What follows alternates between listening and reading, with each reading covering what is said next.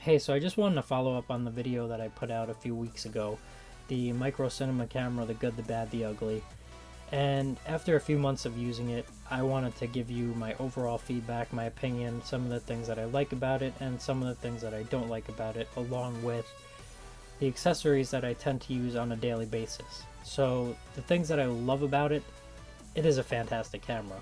It produces great color space, it has great dynamic range, and it has overall stunning quality. It is just one of my favorite cameras. What I don't like about it still is the spaghetti strap of a charger. That thing is a pain in the ass. It gets in the way on the slider all the time and it just looks sloppy. I tied them together and it pretty much is just one big fat cable now, but it just looks stupid. Some of the accessories that I use on a daily basis is the top handle and the camera cage from Smallrig. The top handle and the camera cage are two separate pieces, but they are both aluminum and they are solid pieces. I mean, you cannot move them once they are put together. They also have a lot of 1/4 inch and 3/8 inch, I think those are the bigger screws, holes drilled throughout them. So I mean, you can mount pretty much anything anywhere on this rig. It also has two cold shoe mounts, one that I use for my monitor and one that I use for my microphone. And when the top handle's on, it also has a cold shoe mount. So the other day I was filming a skateboarder and I mounted the monitor on top, held it, followed him around, and it was so easy to see the monitor on top of the top handle. And I didn't have to worry about it getting in the way on the side over here. So what else I got from Smallrig was the 15mm rods and the insertion for the rods, which pretty much just clips in. It's solid. It has a little screw mechanism that holds it in place. You can tighten it.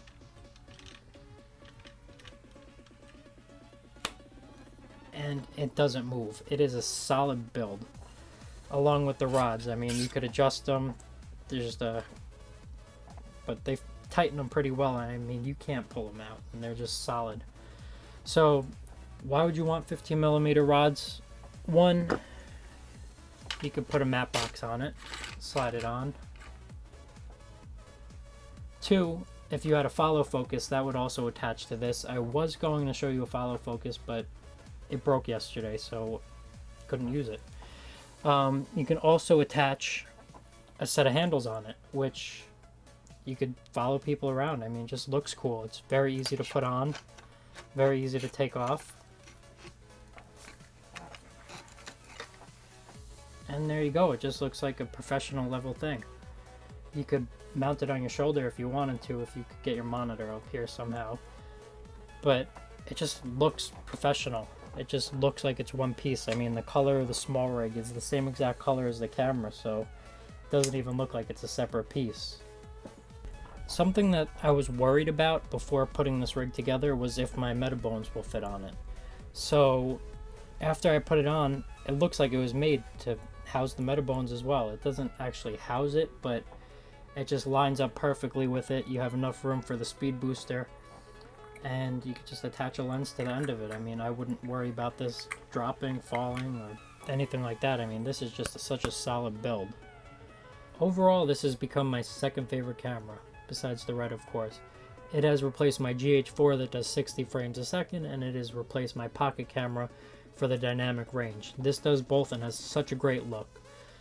Regardless of the fact that you have to carry around a monitor with you, if you have a cage like this or a top handle like this from the one that I got from Smallrig, it just makes it seem like it's one unit. You could attach the monitor to the side or the top, one of the cold shoe mounts, and you can carry it. It just feels like one camera, and it's still smaller than a lot of production cameras out there. Color-wise, I'd say you can match this easily to the 2.5K RAW that the cinema camera shoots, if you downscale it to 1080, of course.